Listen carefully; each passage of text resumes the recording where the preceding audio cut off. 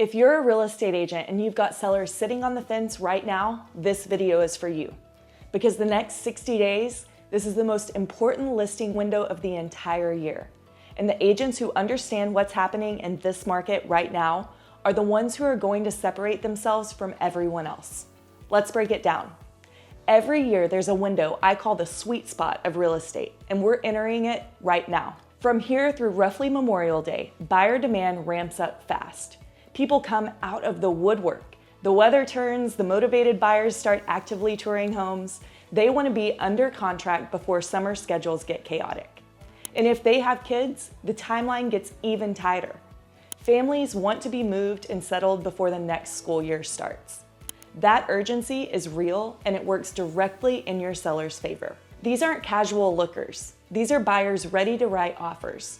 And from a pure listing strategy standpoint, spring is when homes show at their absolute best. The lawns are green, landscaping pops, flowers are blooming, longer daylight hours mean better windows for photography and showings. That stronger first impression online isn't just aesthetic, it drives foot traffic.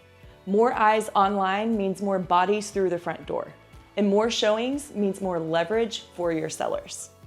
Here's when it gets strategic, and this is what separates good agents from great ones. More homes hit the market in the spring, but inventory really surges once we push into the summer.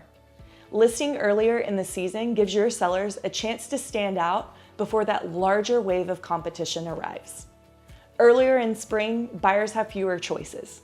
Your listing gets more attention, more showings, and more serious offers. Wait too long and your seller is competing with a crowded field. The window is open now and it won't stay open for long. Now here's a high-level detail that a lot of agents overlook, and it's something we coach our agents to directly. Even inside the spring market, the day of week you list can make a measurable difference.